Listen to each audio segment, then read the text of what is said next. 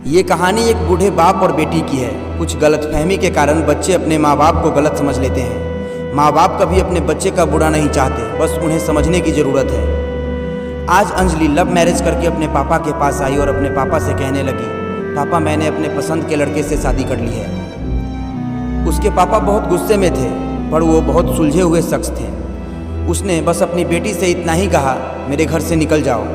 बेटी ने कहा, अभी इनके पास कोई काम नहीं है, हमें रहने दीजिए, हम बाद में चले जाएंगे।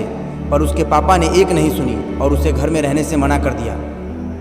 कुछ साल बीत गए जब अंजलि के पापा नहीं रहे और दुर्भाग्यवश जिस लड़के से अंजलि ने शादी की थी वो लड़का भी उसे धोखा देकर भाग गया। अंजलि की एक लड़का और एक लड़की है।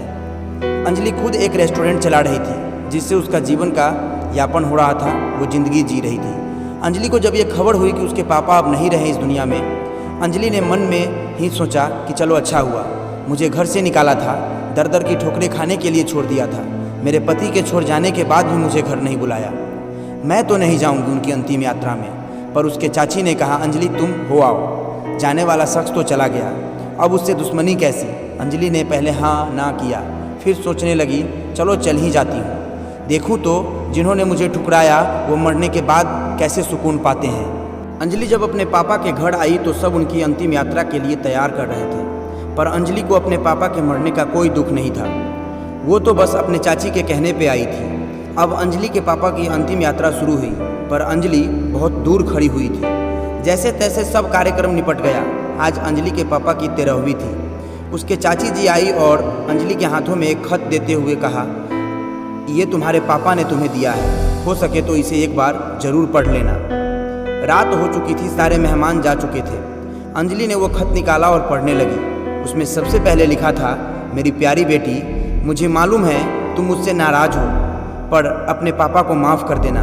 मैं जानता हूँ तुम्हें मैंने घर से निकाल दिया था, तुम्हारे पास रहने की जगह नहीं थी, तुम दर दर ठोकरें खा रही थी, पर मैं भी उदास था। कैसे तुम्हें बताऊँ, याद है तुमने जब मुझसे 5 साल की थी और तुम्हारी माँ हमें छोड़कर चली गई थी, तब तुम कितनी रोती थी, डरती थी, मेरे बिना सोती नहीं थी, रातों को उठकर रोती थी। तब मैं भी सारी रात तुम्हारे साथ जगता था। तुम जब स्कूल जाने से डरती थी, तब मैं भी सारा वक्त तुम्हारी स्कूल की खिड़कियों पे खड़ा होकर बिताता था, और जैसे ही तुम स्कूल से बाहर आती थी तुम्हें सीने से लगा लेता था। वो कच्चा पक्का खाना याद है जो तुम्हें पसंद नहीं आता था, और मैं उसे फेंक कर तुम्हारे लिए फिर से नया खाना बनाता था ताकि तुम भूखी ना रहो। याद है जब तुम्हें बुखार आया था तो मैं सारा दिन तुम्हारे पास बैठा रहता था, अंदर ही अंदर रोता था, पर तुम्हें हंसाता था कि तुम न रो दो वरना मैं भी रो पड़ता था। वो पहली बार हाई स्कूल की परीक्षा, तुम रात भर पढ़ती थी और मैं सारी रात तुम्हारे लिए चाय बनाकर तुम्हें देता था। याद है तुमने तो तुम्हारी पहली जीन्स, वो छोटे कपड़े, वो गाड़ी, सारी कॉलोनी एक तरफ थी कि ये सब नहीं चलेगा, लड़की छोटे कपड़े नहीं पहनेगी, जबकि मैं तुम्हारे साथ खड़ा था, किसी को तुम्हारी खुशी में बाधा नहीं बढ़ने दिया। तुम्हारा वो रातों को देर से आना, कभी कभी शराब पीना, डिस्को जाना, लड़कों के साथ घूमना, इन सब बातों को मैंने कभी गौर नहीं किया, क्योंकि तुम जिस उम्र में थी उस उम्र में ये सब थोड़ा बहुत होता है। पर एक दिन तुम एक ऐसे लड़के से शादी करके आ गई जिसके बारे में तुम्हें कुछ भी पता नहीं था। तुम्हारा पापा हूँ, मैंने उस लड़के के बारे में सब पता किया। उसने न जाने वासना और पैसे के लिए कितनी लड़कियों को धोखा दे चुका था। तुम तो बस उसके प्रेम में अंधी थी। तुमने एक बार भी मुझसे नहीं पूछा और सीधे शादी करके आ गई। मेरे कितने अरमान थे तुम्हें डोली में बिठाऊं, चांद सितारों की तरह तुझे सजाऊं, ऐसे धूमधाम से शादी करूं कि लोग बोल पड़े, वो देखो शर्मा जी जिन्होंने अपनी बच्ची को इतने नाजों से अकेले पाला है, पर तुमने मेरे सारे ख्वाब तोड़ दिए। खैर इन सब बातों का अब कोई मतलब नहीं।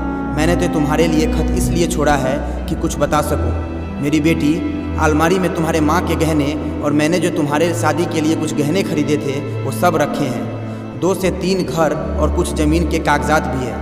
मैंने सब ज़मीन तुम्हारे बच्चों के नाम कर दिया है। कुछ पैसा बैंक के खाते में है जो तुम बैंक जाकर उसे निकाल लेना। और आखिरी में बस इतना ही कहूँगा, काश तुमने मुझे समझा होता। मैं तुम्हारा दुश्मन नहीं था, तुम्हारा पापा था, वो पापा जिसने तुम्हारी माँ के मरने के बाद भी दूसरी शादी नहीं की। लोगों के ताने सुने, गालियाँ सुनी, न जाने कितने रिश्ते ठुकराए, पर तुम्हें दूसरी माँ से कष्ट न हो इसलिए खुद की ख्वाहिशें मार दी। अंत में बस इतना ही कहना चाहूँगा कि जिस दिन तुम शादी के जोड़े में घर आई थी, तुम्हारा बाप पहली बार टूटा था।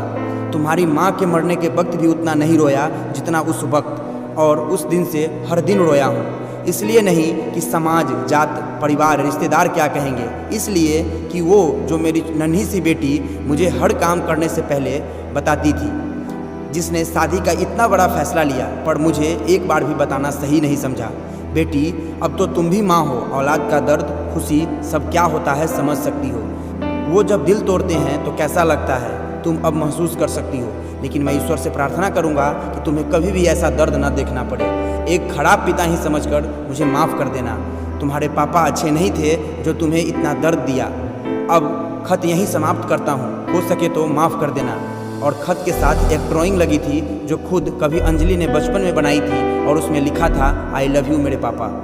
अंजलि रो रही थी, इतने में उसकी चाची आई और अंजलि ने उसे रोते रोते सब बताया। और एक बात उसने चाची से बताई। उसके चाची ने कहा, अंजलि वो तो तुम्हें रेस्टोरेंट खोलने और घर खरीदने के लिए पैसा मैंने नहीं दिए थे, वो पैसे तो तुम्हारे पिताजी ने तुम्हें दिलवाया था मुझसे।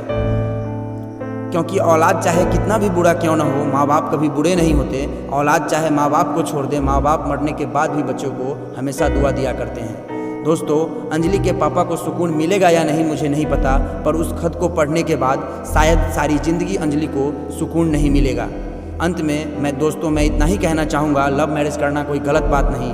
यदि इससे आप अपने माता पिता को इसमें शामिल कर ले तो सदैव अच्छा रहेगा। क्योंकि जब पत्थर से पानी निकाला जा सकता है तो वो तो माँ बाप है, कभी न कभी तो मान ही जाएंगे। दोस्तों, हर माँ बाप की एक इच्छा होती है अपनी बेटी को अपने हाथों से डोली में विदा करने की। हो सके तो उसे ये सपना मत तोड़िएगा और सदैव अपने माता पिता का आदर करें। इसी के साथ मिलते हैं अगली वीडियो में। आज के लिए बस इतना ही।